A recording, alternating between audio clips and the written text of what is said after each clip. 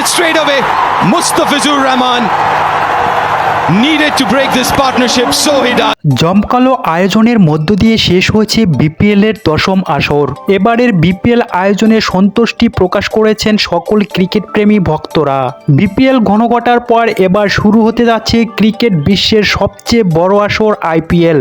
আগামী 22শে মার্চ বিশ্বের নামি দামি ক্রিকেটারদের নিয়ে পর্দা উঠবে আইপিএল এর 17তম আসর। এবারের আইপিএল এ বাংলাদেশের একমাত্র ক্রিকেটার মোস্তাফিজুর রহমান মাঠ কাঁপাতে যাচ্ছেন চেন্নাই সুপার কিংসের হয়ে। প্রিয় সম্মানিত ভিউয়ার্স, এ সকল বিষয় বিস্তারিত জানতে ভিডিওটি না টেনে সম্পূর্ণ দেখতে থাকুন।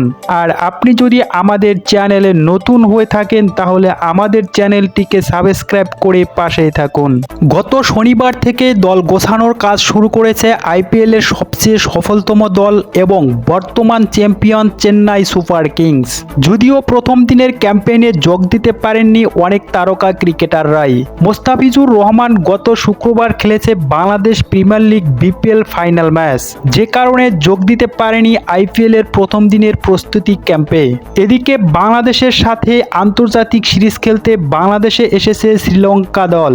শ্রীলঙ্কার বিপক্ষে টি-20 ও ওয়ানডে সিরিজের ঘোষিত স্কোয়াডের নাম রয়েছে মোস্তাফিজুর রহমানের, যে কারণে চেন্নাই সুপার কিংসের ক্যাম্পেইনে আপাতত যোগ দিতে পারছেন না মোস্তাফিজ। তবে শ্রীলঙ্কার বিপক্ষে টি-20 ও ওয়ানডে সিরিজের সাদা বলের ব্যস্ততা শেষ করে ভারতে উড়াল দিবেন কাটার মাস্টার মোস্তাফিজ। আইপিএল এর প্রথম ম্যাচ থেকেই মাঠ কাঁপাবেন বাংলাদেশের কাটার মাস্টার। প্রিয় সম্মানিত ভিউয়ার্স, মোস্তাফিজের জন্য রইল আমাদের পক্ষ থেকে শুভকামনা। আর আপনি যদি ফিজকে মন থেকে ভালোবেসে থাকেন তাহলে ভিডিওটিতে লাইক ও কমেন্ট করতে ভুলবেন না। ধন্যবাদ সবাইকে।